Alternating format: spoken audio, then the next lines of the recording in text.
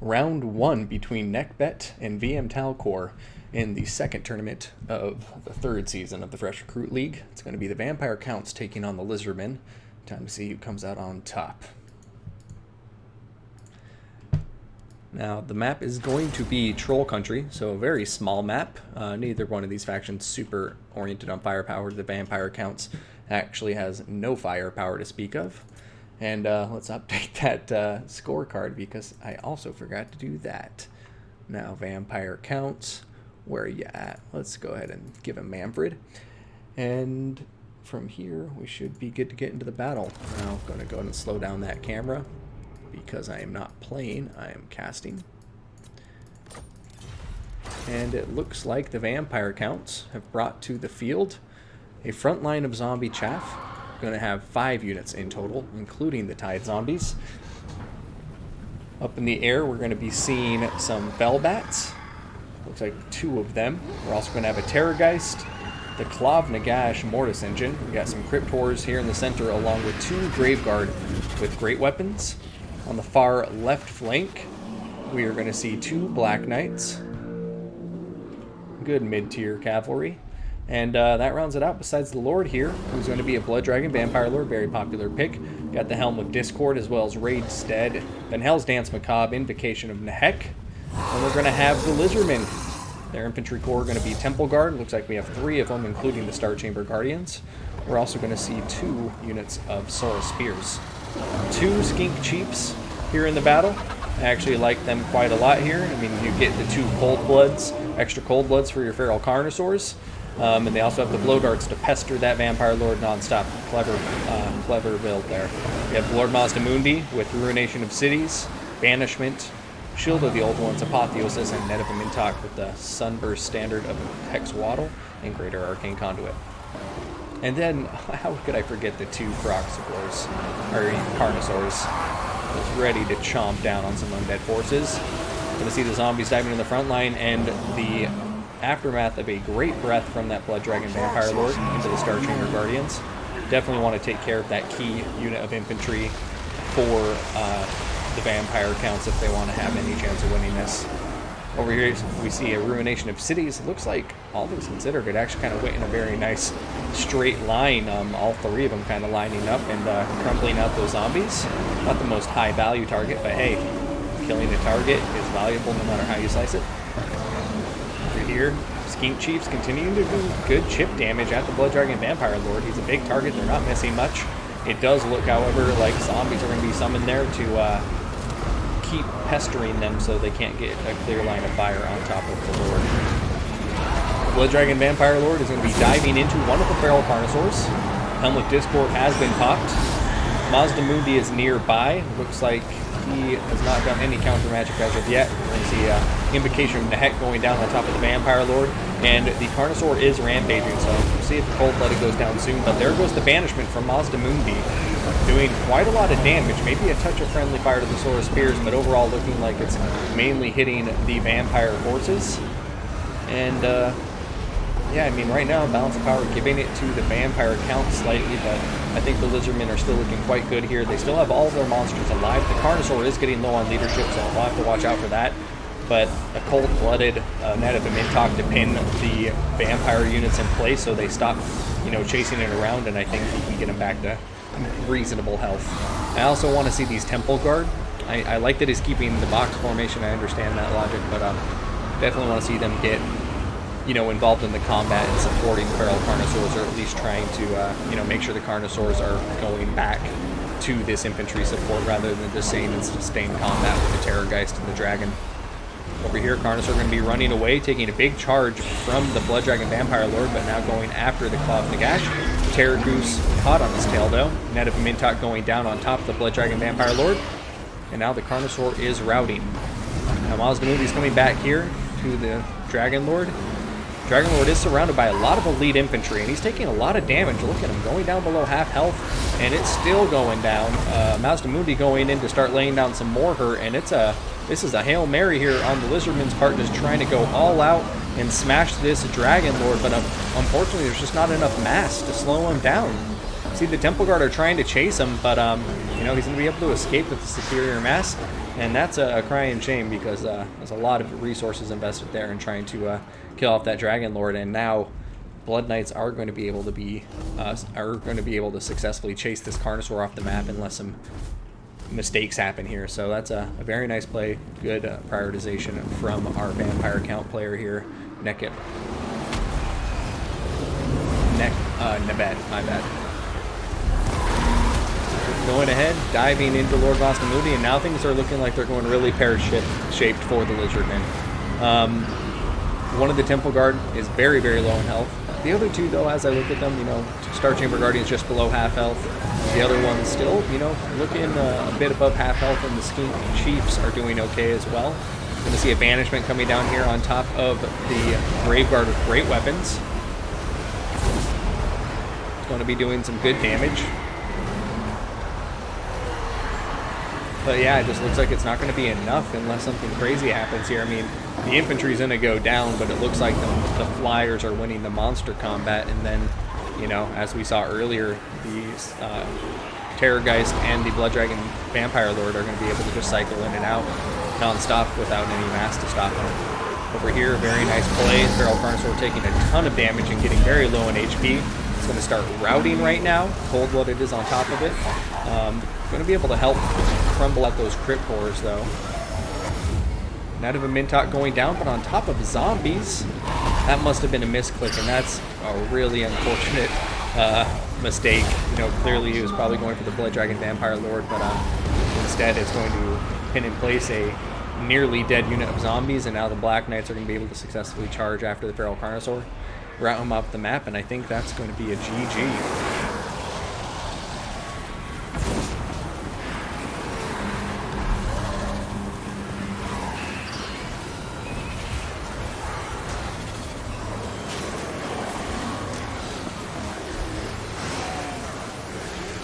Star Chamber Guardian's probably going to fight to the bitter end, though.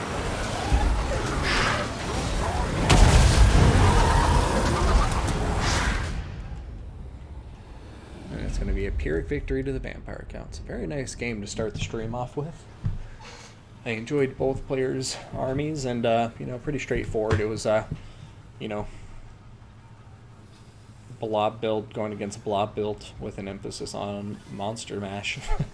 Pretty straightforward, you know. It's the matchup is old as time, and the Lizardmen have their methods. I mean, I usually see a variation of this, or oftentimes the Bastiladons with the solar engines, which I do like in this matchup. They can be quite useful against the Blood Dragon Vampire Lord, and I mean, especially in conjunction with two Skink Chiefs, that could have been quite vicious. But otherwise, the Temple Guard always seemed to be a staple here. And, yeah, I mean, well played to him, but just not quite able to execute. And I really would have liked to see a little bit more versatility, a little more mobility in this army, perhaps. Whereas in the Vampire Count army, I think one of the main reasons he won this in a very nice pick was the Black Knights. Having them in there, like, first of all, if the Lizardmen are lazy or they bring Skinks or anything like that, Black Knights can get a ton of damage. And with the rear charge, they can do quite well against Saurus Warriors as well. But they weren't getting in careless combat into the Temple Guard or anything, and as a result, they were alive to chase off both Carnosaurs from the map, and that really sealed the Lizardmen's fate. And that's a big thing when you're playing an undead faction and you're trying to go monster matches. If you got to do your best to make sure your units do not rout. The big monsters cannot leave the pocket of infantry, otherwise they will get isolated and killed. Whereas the undead factions, they never need to worry about routing. So, you know, one of the many differences between the undead mechanics and the living faction mechanics. So, but that build overall, I think it's just very well balanced. The Grave Guard with great weapons can do very well to counter Saurus Warriors, and I think the Saurus Spears going down is a testament to that. The Terrorgeist and the Dragon Lord make sense to me. You don't need two Terrorgeist and a Dragon Lord. That might be just overkill, a very expensive overkill. And then you don't have the Club to Gash, which is a lovely thing to bring because it slows down all of the enemy units, which makes it easier to cycle in and out with your flyers. And it causes the damage over time, just in an area of effect by being in combat. So it's a pretty powerful tool in this matchup, especially when single entities come into the picture. It's all about who can pin the other unit in place and kill him. And, like, you know, the Lizardmen could have won it if they had a way to pin that Blood Dragon Vampire Lord in place other than the Net of Mintok. I mean, honestly, with the Carnosaurs nearby, he probably would have been able to kill him there. But unfortunately, they weren't there. And, you know, a mistake that I think talcore made there that could have been game-losing wasn't exploited. Or wait, sorry. A game mistake that Nekhbet made early there wasn't exploited by talcore because he didn't have the feral Carnosaurs in place or any other mass, you know, like Cold One Knights or something like that. Or not Cold One Knights, Saurus Riders. But anyways, let's go ahead and move on to the next round. And yeah, Nekhbet's a very strong player. It's in... yeah, I mean, that build was just, it's very well put together. I like it a lot. Very nicely balanced. Even a non-undead player can tell it's a good build. So let's update the scoreboard and go to round 2. And it's going to be NORSCA versus Bretonnia this time, guys. Get hyped. This is actually a fun matchup. I know a lot of people say it's NORSCA favored. I think it's very 50-50. Maybe even Bretonnia favored. Talcore, round 2, NORSCA. Get these factions updated.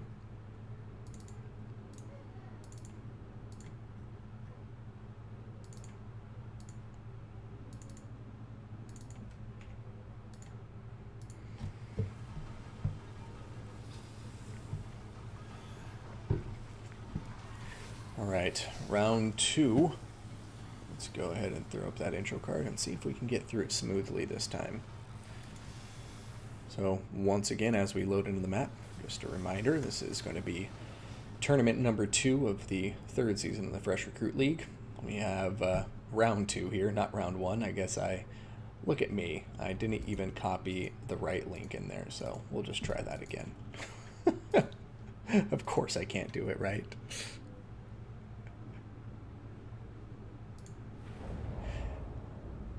Here we go. Now, there we have it. Round 2 between Nekhbet with the Norskins and VM talcore with Bretonnia. Nekhbet is up 1-0 in this best of 5 final. So time to see if talcore can put a score up on the board. Now let's go ahead, shut down that intro card and get to it. Zutron Smith. It is Dimmy G. It's been a while. It's been too long, hasn't it? All right, now let's go ahead and start with the Norskins first. Suppose we can just throw it in motion. Doesn't look like we have too huge of armies to cover. The Bretonnians do have 1,300 units. Going to have a front line of Marauders for the Norskins. 2 of them going to be Berserkers, 3 the regular ones. We're going to have the Beast of Tashnar on the right flank, the Regiment of Renown Norscan Warhounds. We're going to have Fimir Warriors with great weapons. We're going to have some Skin Wolves, the Misttalker Fimir Warriors, as well as a second unit of Fimir Warriors with great weapons. We're going to have a regular old unit of Norscan Warhounds over here. Going to see a Spirit Leech upgraded going down on top of the Companions of Quenelle. And the caster will be the Shaman of Death, who has Spirit Leech, and that will be it. Companions of Quenelle going in for a nice big charge into the Marauders, but that Spirit Leech doing a lot of damage, and then the Fimir Warriors with the counter charge doing a lot of damage too. Over here, these Questing Knights finding a much easier target in the form of the Marauder Berserkers. Going to see a Sea Fang going through the Men-at-Arms. Not going to hit the Archers, surprisingly, but, you know, still going to do some damage. Wulfric the Wanderer will be leading this army. As you saw, he has Sea Fang, Fight or Die, Hunter of Champions, and Foe Seeker. Now for the Bretonnians, we have Gotrek, who's already getting right into the nitty-gritty of the battle here, just doing a little somersault into Wulfric. He is going to have Heroic Fortitude and nothing else. We have a Paladin on top of the horse. That Paladin will have Guardian. Companions of Quenelle diving in on top of Wulfric the Wanderer. We're going to have some archers here of Pox arrows. And we're going to have the peasant mob scattered throughout with the Men-at-Arms. Now, looks like we had 3 archers in total. 1 with Pox, 2 regular. Meanwhile, over here on the left flank, the Bretonnians with a combined force of Questing Knights and Spearmen-at-Arms are doing great work against this right flank unit of Ephemeral Warriors of great weapons, and it looks like they're not going to last much longer. Dishing out some good damage in return. They're not going down without a fight, no doubt, but having the chaff in there is a huge advantage. Over here, Peasant Bowman seeming to get mismicroed and kind of get into combat, but it looks like he's going to recognize that, pull his units back to the safety of the backline. Or should I say relative safety, because here come the Norscan Warhounds, the Beast of Tashnar diving in. You got the Fey Enchantress with 100 champions, and she is going down, perhaps, right now. The Beast of Tashnar have that bonus versus large. They don't need to worry about armor piercing, which they lack because the Fey Enchantress barely has armor. And holy hell, she is going down so quickly. It is a painful thing to see the lady going down like this. And oh my goodness, she is dead. She's a goner. And that must be a massive blow to the Protonians. Followed up by another massive blow as a Sea Fang flies through the Peasant Bowman in the backlines. And man, so much for the safety of the backlines. The balance of power is really starting to turn against the Protonian forces now. And as you can see, it just seems there's routes across the field. The left flank of the Protonians is still holding out an isolated pocket, but pretty soon they're going to be fighting a battle all by themselves. Gotrek and the Paladin in combat here with Ephemeral Warriors doing okay for themselves, but I think the Paladin's going to be knocked out of here pretty soon. Gotrek obviously is unbreakable, so he'll fight till the very end. In come the Ephemeral Warriors with great weapons and some Berserkers, and the Bretonians are really starting to feel the pain now. Busty Knights diving over here, the remaining cavalry for the Bretonians, and the balance of power is not insanely far against them at this point. You know, it's still reasonable, so we'll see what the Bretonians can do. Nice job there routing the Beast of Tashnar, and it looks like they're coming in for a big charge to support Gotrek. And there they go. Wulfric the Wanderer looking like he's trying to get out of there. And who knows, we may see a Bretonian resurgence here as the peasants are regrouping on the peripheries of the battlefield, and the Norscans are going to begin facing a difficult choice. And that choice is going to be, do we extend out again and start chasing down these peasants? Or do we stay in this combat and continue getting shot by them? And the reason it's a tough choice, because if they go chasing them, it opens them up to rear charges from the Bretonian cavalry. And yeah, these peasant bowmen are now in a lovely concave formation, and they're going to be pouring in fire from 3 angles. Here comes the Sea Fang going through one of those peasant archers, and that is going to be devastating. They're going to start routing after that, and we'll see if they come back. But a very nice play to Wulfric, recognizing the threat and eliminating it quickly. Over here, though, speaking of eliminating threats, the Paladin is murdering the Shaman Sorcerer of Death. Gotrek has not had Heroic Fortitude pop just yet. We'll see if it does. Paladin doing God's work there, killing off the Shaman Sorcerer. And the Bretonians continue to regroup around the peripheries of the battlefield. As you guys can see, they have some units kind of set up in blocking formations, and the archers behind them, and the cavalry staying on the peripheries. And I like that. The balance of power actually starting to go more into Bretonia's favor right there, as Gotrek and the Paladin, oh, Heroic Fortitude going to pop there, and look at that. Gotrek going back up to a quarter health. And he may just be able to finish off the Skin Wolves and the Ephemeral Warriors as long as they're getting shot by archers and, you know, blobbed up by peasants. This is a great battle for both players so far. Wulfric is coming in to fight, though, and this may tip the scale. The Paladin is going to terror out very, very quickly. Maybe to his benefit, honestly, to get out of this situation. But he needs to, you know, stop getting blocked by those Ephemeral Warriors with great weapons, and he's having a hard time retreating right now. Oh, there go army losses, and Wulfric the Wanderer is going to win the day with his Norscan forces driving the peasants out of Ulthuan for some reason. They must have gotten lost at sea.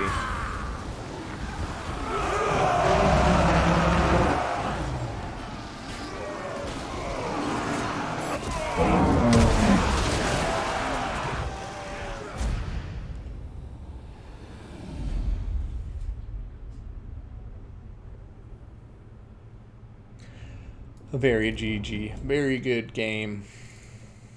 In case you didn't know what GG stands for.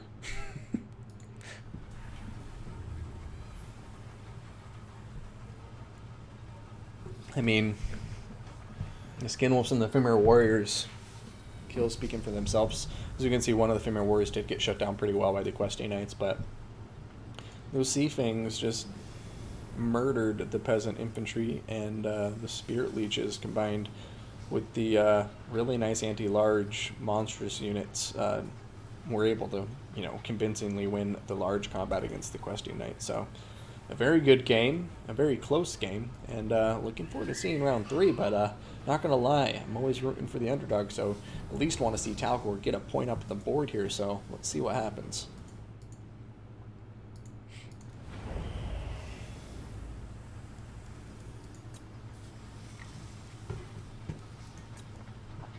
Alright, Nekhbet is going to be bringing the Vampire Coast.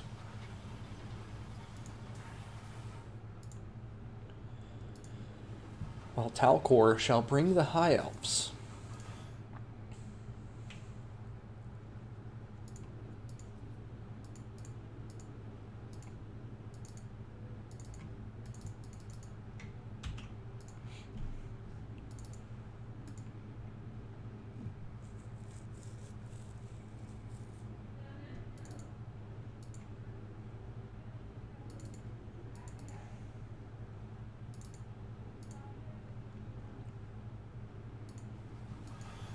Yeah, they do very well against Brett. Brett's versus NORSCA. I like fire arrows, but you know, they're good if they bring trolls and skinwolves. But all cav, I don't think is a horrible idea, but the infantry from Bretonnia can actually be quite valuable there, I think. Especially against skinwolves and the mobility. The infantry fight, obviously, you know, berserkers and marauders are going to win that, no doubt. But I think a lot of mid-tier cavalry, like a lot of Knights of the Realm, would be good. And a lot of peasant bowmen, peasant mob frontline, and as many peasant spears as you can bring. I also might recommend bringing...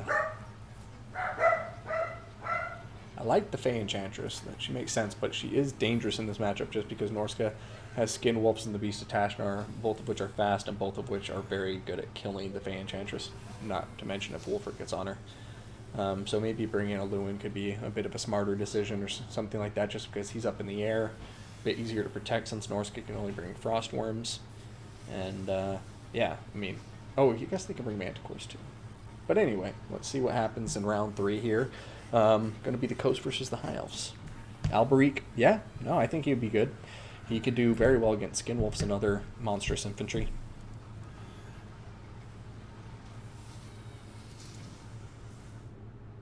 Alright, so here you have it. Vampire Coast going up against the High Elves, being brought by Nekhbet and VM Talcore, respectively. The map will be MP Blue Reach River.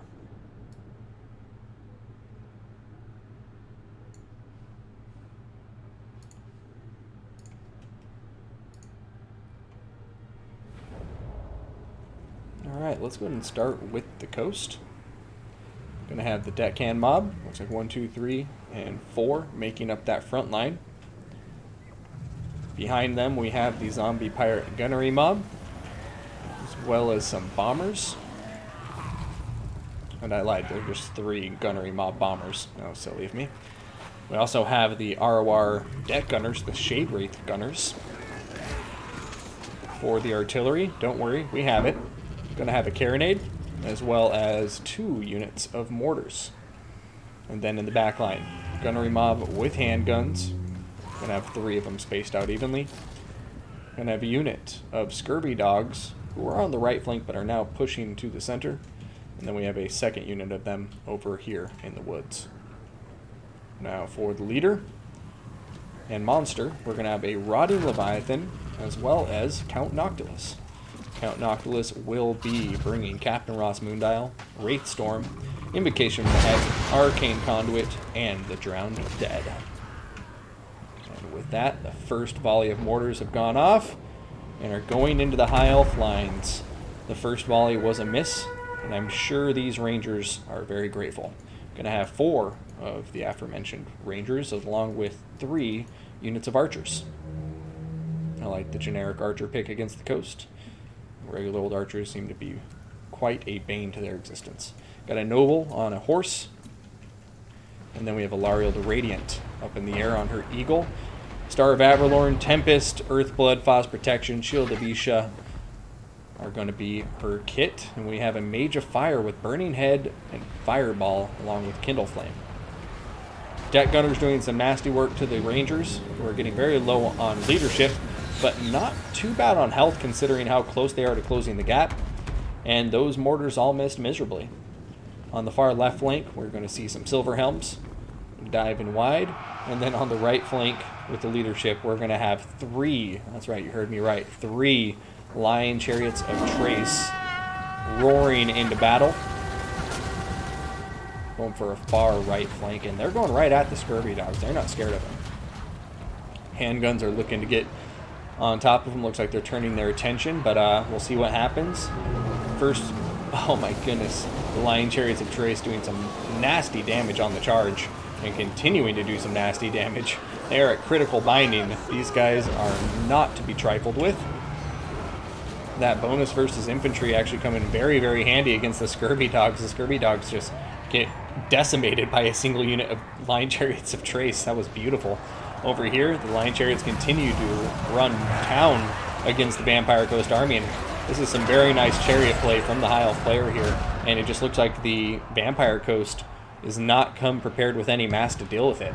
Over here, Silver Helms getting on top of the Carronade, but very nice play here from our Vampire Coast player, Nekhbet, getting them caught in a crossfire and shooting them down. Looks like this Carronade is still crumbling. We'll see if it survives. Bombers doing a good job with the tar pitting zombies to knock out these Rangers. Looks like the Bombers are targeting the Lion Chariots of Trace, but instead they're going to do a lot of friendly fire to their infantry counterparts who are fighting the back line.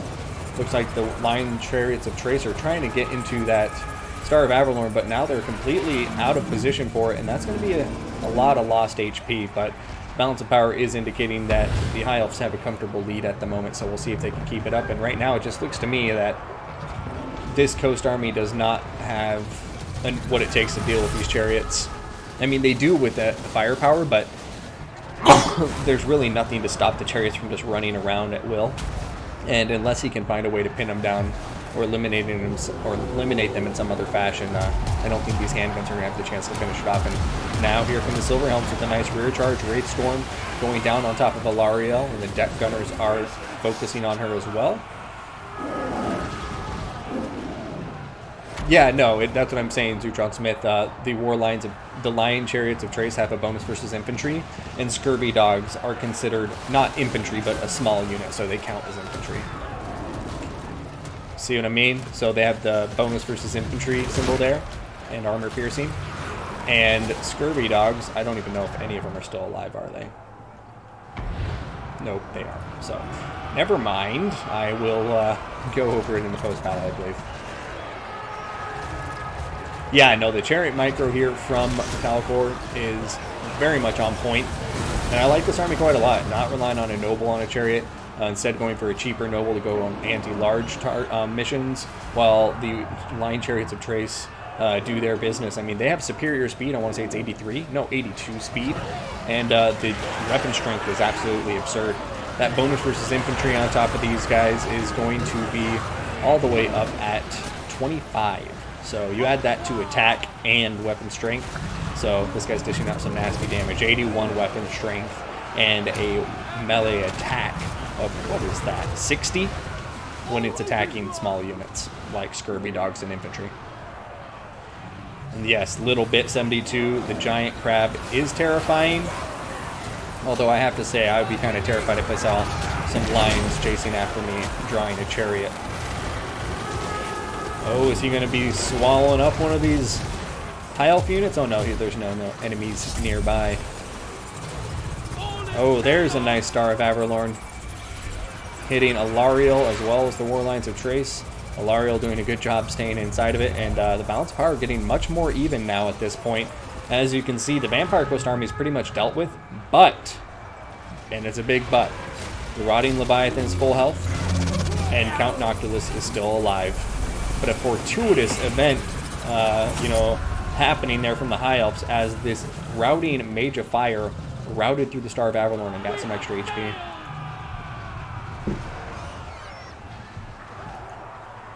Yeah, it looks like the High Elves are back on track now. Yeah, I hope they give them some nice bats. I imagine the High Elves they treat their lines well. Can't imagine lines are very amicable if you don't treat them well.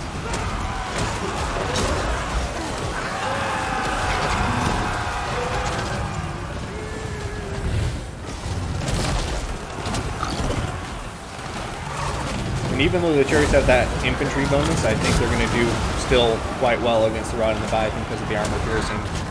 Especially once they get this round going.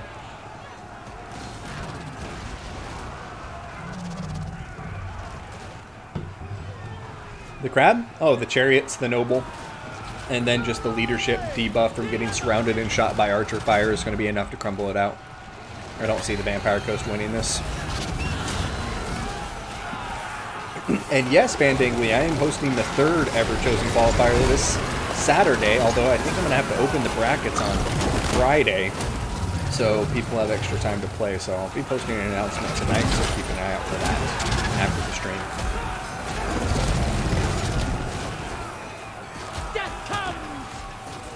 No, I mean, like I say, I'm going to go ahead and say I told you so, because that crab is crumbling out of existence in quite a convincing fashion. And even though the chariots don't, you know, they're not meant to kill a crab, their armor piercing and high weapon strength will still allow them to kill it off. I think he just played this very smart, and the mistake most players make, I think, when playing into the Vampire Coast is they try to kill the Leviathan and Noctilus first. And what you need to do is ignore them until the very end. You need to kill everything but them, and then suddenly they're a lot easier to manage. Did I say dry it out? Stupid crab. But yeah, very nice game to talcore there, and he is going to get a score on the board.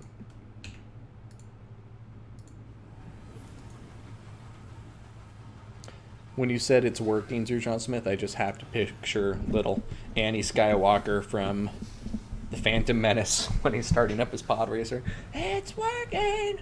It's working! Anywho, let's get over and away from my annoying Anakin impersonation and take a look at these armies. Now, we'll start with the Vampire Coast. Yeah, I think I said it in the battle. My biggest problem with this army is it really just doesn't have mass to stop chariots. Granted, it has firepower to kill chariots, and, you know, if he got perfect shots off and the opponent was, you know, maybe not on his micro game as well as talcore was, you can shoot him down with the carronade and the handguns, but in this instance, you know, he was very much on point. All of his chariots survived. I think possibly all models survived. And there was just nothing he could do to stop it. The Scurvy dogs got smashed by the chariots. A fun little thing I will keep in mind for my future high elf builds. And you can see it there. Look at the ranks. They got 100 kills, 119 kills, 98 kills, 105 kills on the Silver Helms. You're going to have 146 on top of the Mage of Fire, 234, 107, 139, 70. The Rangers doing wonderfully. I think this army is very cool. I like it a lot. Extra points for style. Crab for dinner. Yeah, no, the Chariots just went nuts. Yeah, animated Hulks, they would fill that role, but you're absolutely right. They're really squishy. Their armor is like 30, so the high elf archers could decimate them. And I don't even think they do too well. You know, like, I guess they could block, but yeah, animated Hulks, I'll have to test them out sometime soon. I like them as a unit, and they just don't quite fill a niche as well as, like, the other monstrous infantry units do for, let's say, you know, Beastmen, Chaos, Counts, so forth. Because they're not, like, as good as Minotaurs or Chaos Spawn or anything like that. But let's go ahead and get into round 4 now, and we got ourselves a ball game, ladies and gentlemen, so stick around. We'll see what happens from here.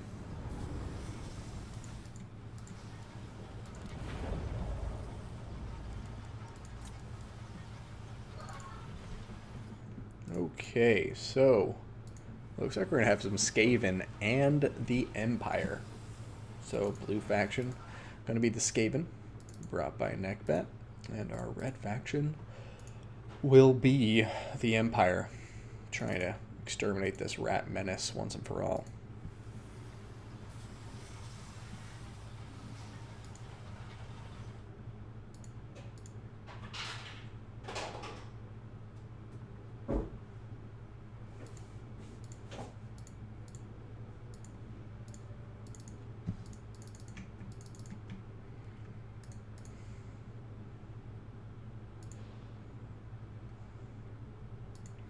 Alright, let's get to the battle.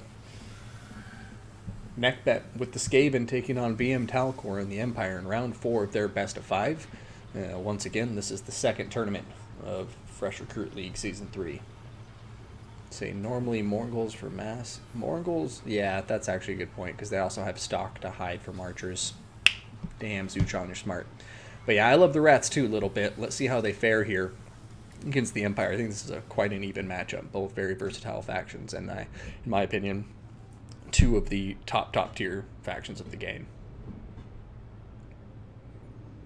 Boris definitely can work here. I can also see a Balthazar build. I can see Marcus Wolfhart potentially, but although I wouldn't recommend him. But hey, enough of me speculating. Let's get in here and see what he did bring.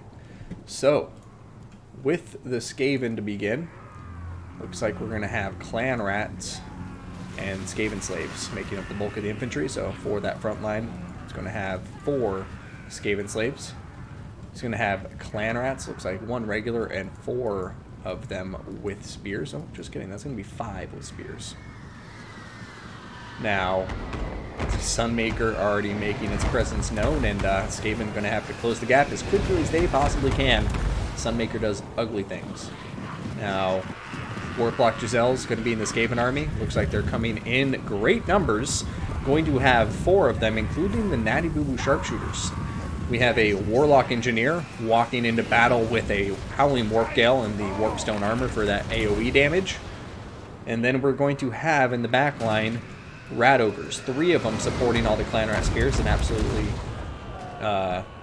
vital piece of any Skaven army. I think you need that mass, as we saw very much on display in the last battle. Perhaps Nekhbet recognizing and learning that lesson quickly. Now, we also have Lord Scroll, who's going to have Vermintide, Pestilent Birth, as well as Stand Your Ground, Liber Barbonicus, and the Rod of Corruption. Now, as for the Empire, let's see what we have here. Going to have 2 units of Empire Knights pushing that right flank. The infantry is going to consist of 5 swordsmen. One of them will be the Unbreakable ROR. Going to have Flagellants. It looks like at least 3 of them. Crossbowmen, the Silver Bullets, and another unit of crossbowmen, as you guys have seen for the entire battle. We also have the Sunmaker going ham, and then we have 2 Empire Knights on the left flank as well. For the leadership, going to have Balthazar Gelt up in the air. He's Warp Geld in place, but Final Transmutation, Syrian Doom is going to be in his kit, and it looks like that Final Transmutation Extended has gone down on the center of the Skaven forces here, and the Poison Wind Mortars are down to 1 model and routing, and a lot of these Warplock Giselles are feeling the pain too, and the Sunmaker just continuing to destroy the Skaven core of ranged units. Balthazar going to start running away, a wise decision, as those Warplock Giselles are nothing to be trifled with, and he's still very much in their range, and he's down below half health. But, that being said, even without Balthazar, the Empire is looking good. We're going to see Clan Rats getting routed. The Empire Knights kind of unchallenged at this point, as the Rat Ogres have been forced to dive into the infantry engagements. Something I hate to see, because these guys with their mass and armor piercing are definitely meant to be on top of the Empire Knights, and it looks like one of them is going to get in order to give a rear charge there, and going to maybe start doing some damage. But over here, looks like we're about to see a spell go down, and I can't quite say I remember. Oh my goodness, it's a Syrian Doom Overcast. Going to do quite a lot of damage on top of those Skaven units. Balthazar Gelt proving his worth in this fight. Empire's Unbreakable Infantry really paying off, doing a lot of work in the frontline engagements. Swordsmen looking like they're getting a bit weak. Over here, Lord Skrulk has just popped the Rod of Corruption. Going to start wearing down these Empire Knights and the Sigmar Sons. But I have to say, across the board, things look like they're going south for the Skaven, and they may need a return to their homes underground.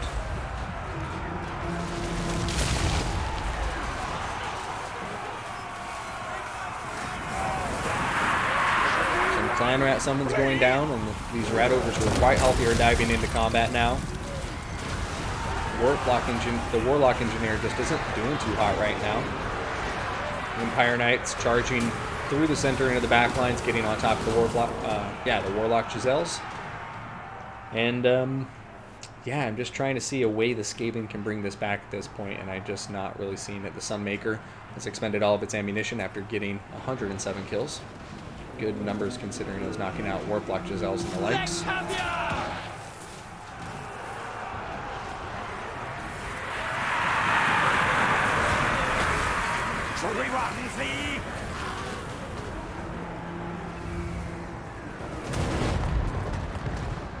Searing Dune going down once again, hitting Natty Boo Boo Sharpshooters, doing some nice damage, and the Empire Knights are there to finish him off.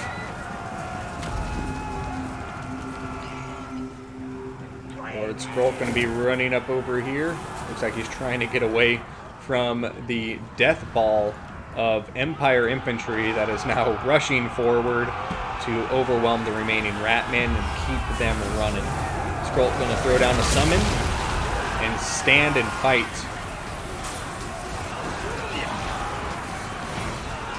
Rat ogres are in the mist, but the big problem for the Skaven here is they're just not going to get any routes. You know, there's just too much unbreakable infantry in this Empire army, and they're winning the leadership fight. Now Skrulk is surrounded, isolated. We've got a couple of rat ogres nearby, but as you can see, his health and leadership are both very, very low. The Plague Monk sensor bearer that he is, though, he's not going down easy. Warlock Giselles regrouping on the flank. Looks like they're going to open fire, but we do have some Empire Knights uncomfortably close. Rat ogres look like they may start routing soon, and the Empire Knights are now turning their attention to the Warlock Giselles, running through this marsh to bring them the Wrath of Sigmar.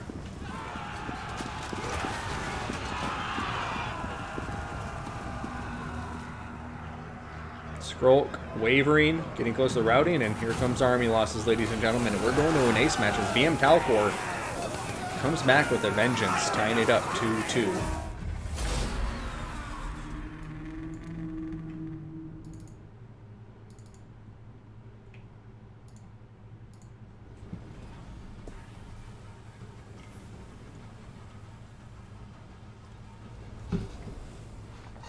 Yeah, the archers did go into a weird direction, but I mean, overall, very clean game to Talcore.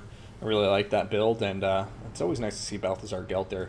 He's a very good lord. You know, you don't see him as often as Volkmars and your Borises, or especially your Karl Franzes, but you know, he's not a lord to underestimate by any stretch of the imagination. Very good magic pool. Lore of Metal is a solid lore of magic as well, and he's slippery as hell. You know, up on his Pegasus, he's hard to catch. So, yeah, Sunmaker just doing wonderful things, and I really like the 4 unbreakable infantry units against Skaven with just a lot of quantity of knights instead of quality, because, you know, Reiksguard and them, don't get me wrong, they're way better than Empire Knights, especially the charge, but they're much more expensive, and you can bring more Empire Knights, which just, I think, covering ground and, you know, matching unit count is more important versus Skaven than it is having quality cavalry, just because, you know, the cavalry is so liable to get shot down by warp lightning cannons, warlock Giselles, all sorts of nasty things. So, Skaven army, overall I don't dislike this. It's not the way I would go. I think 4 warlock Giselles is just overkill. I would probably ditch the Natty Boo Boo Sharpshooters, honestly, and just keep the 3 regular ones, and you free up 1,200 points. You can definitely bring something else for that 1,200, especially you could potentially just bring some more solid infantry instead of Skaven slaves for that 1,200. Maybe, no, he had the poison wind mortar, which I like a lot, so you always want to have that. But yeah, it's just something about the 4 sharpshooters is a bit much for me. Needed more clan rats. Yeah, I could see the ROR clan rats being useful here. Yeah, it's pick and ban.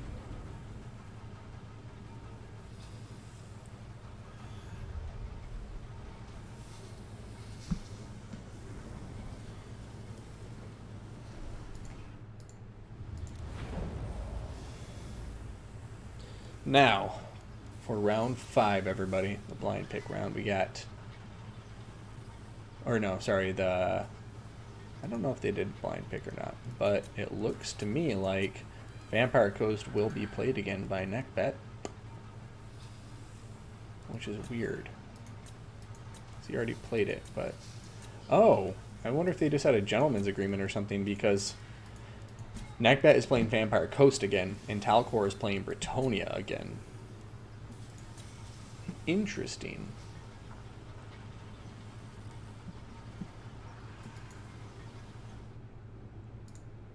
Perhaps they just both agreed that, you play this faction again, I'll play this faction again. Which I have no problem with. It's not a match they've already played, it's just they both happen to play these respective factions in other matches. So, throwing up the scoreboard, or the intro card, and then let's update the faction banners as well while we're at it. Going to have Nekhbet bringing the Vampire Coast in this final matchup against the Bretonnians, led by VM Talcore. 2 shall enter this final round, and 1 shall leave a champion in qualifying for a position in the Season 3 playoffs of the Fresh Recruit League. Now, loading it up. Let's go ahead, take off that army blocker, and see what we have. Red Eye Mountain is the map.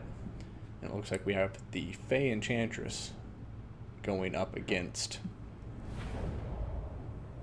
Count Noctilus. I don't know why his name escaped me for a moment there, but it did. So, looking at the troop count, Coast is going to outnumber the peasants by about 700 units, which is quite surprising. This is a very large model count battle we're about to see. Now, the Bretonnians... Oh, what am I doing here? The Bretonnians are going to have Knights of the Realm, 1, 2, and 2 Knights Errant on the right flank. Very heavy cavalry force.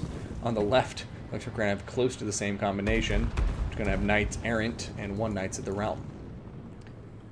Fey Enchantress, as I mentioned, will be here. She'll be behind all the peasant bowmen. Looks like we only have 3, and all of them have 2 have fire arrows and 1 has regular arrows. We're going to have the men-at-arms up in front. We got 2 battle pilgrims and then a single peasant mob dead center. Fey Enchantress will have the Chalice of Potions, Earthblood. That's going to be it. Not even going to have the Mist of the Lady, or Mist of the Fey. Now, going over the Vampire Coast. Oh my goodness, there's 2 paladins on Pegasus here. But what are they doing? I am very confused. This seems like a very risky position. There's rotting Prometheans nearby. Noctilus is nearby. A lot of guns are nearby, but I guess they're counting on their mobility to get out of there, and it looks like they're going to be right about it. Going to have Knights Errant diving into the zombies, peasant mob following it up. And for the rest of the Vampire Coast army, you know, besides that front line of zombie deckhand mob, we're going to have polearm deckhand mob. Looks like we're going to have 4 of them. And then we're going to have the handguns in the back line. Looks like 4 of them as well, including the Black Spot ROR. 2 Scurvy Dogs and Count Noctilus to round it out, along with the deck gunners, Shade Wraith. Knights of the Realm getting shot down hardcore. Bretonnian cavalry diving through the center, and the balance of power is dead even, ladies and gentlemen. It did start out Bretonnian favored, but looks like the Coast is starting to do some good work here. Over here, Chalice of Potions is going down, and the Shade Wraith deck gunners haven't run away from it yet. It doesn't look like they're going to, and this could be devastating. 1 or 2 only? Oh man, only about a quarter damage. It did not hit directly center, which is going to be painful. That splash damage really missed out on the majority of the deck gunner models. Alright, Fey Enchantress throwing down that Earthblood, but the Coast is slowly but surely doing what they do best, and there's just these crossfires. They're absolutely murderous. We're going to see Knights Errant diving into the zombie pirate gunnery mob. Now they're just trying to pull through. And Enchantress doing a good job on top of the deck gunners. The bombers getting eliminated by the peasants. And, you know, if the Battle Pilgrims can get through this front line and start getting into the back lines, the Bretonnians can start to do something. The Fey Enchantress is still healthy. Both Paladins are still healthy. There's definitely a path to victory here for Bretonnia, but they need to be on their A game and really start shutting down these range units quickly.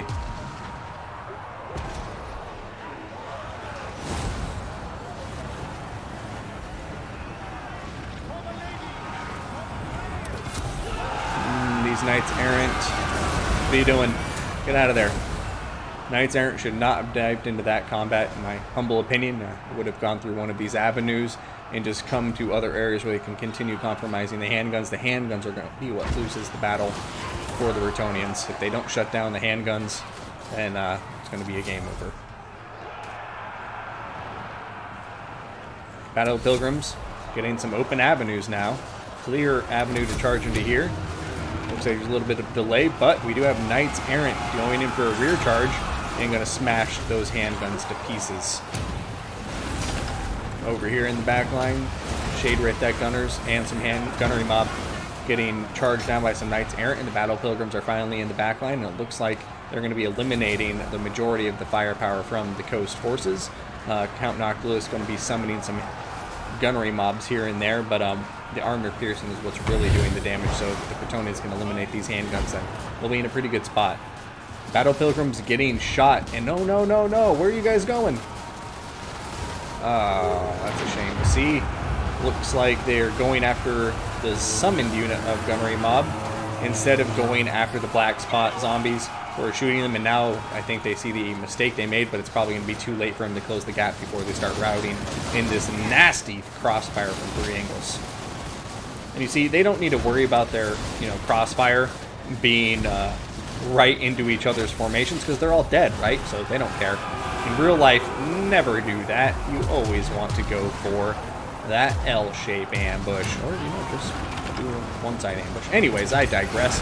Over here, the Fey Enchantress and the Paladins continue to fight bravely. The peasant mob continuing to pour into the fight, but they're really starting to fall to pieces here. Black Spot is still full health and has most of their ammunition. The summoned zombies are still just harassing the Bretonnian forces across the board. One unit Battle Pilgrims down below half health, and now a nasty rear charge from those Scurvy dogs might be enough to finish them off. And I apologize, those aren't Battle Pilgrims, those are men-at-arms.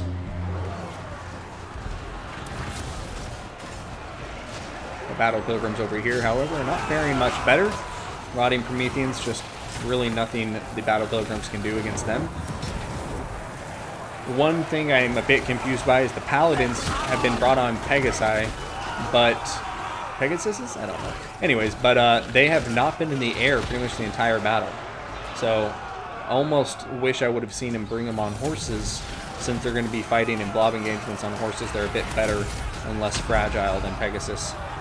Over here, gunnery mob getting attacked by the Fey Enchantress, who is now throwing down some magic.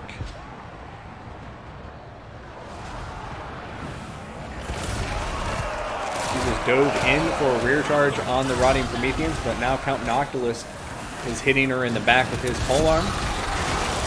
Polearms are coming in to surround, and now she may be pinned in place. She doesn't have the best mass. There's Rotting Prometheans on one side, Noctilus on the other, and a lot of infantry on the other side. But oh, look at her. She may be able to escape out here. But oh, that was actually a shatter, not an escape. So that's going to be it, guys. Nekhbet going to win it in the end. Talcore giving him a good run for his money, though. Coming back from a 2-0 deficit and tying it up 2-2 before losing it in the final round. So no shame in that game.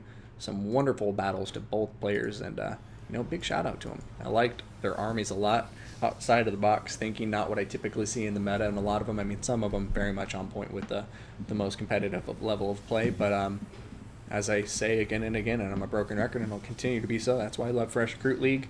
Get to see fresh perspectives on the game, and some really unique and cool builds to see played.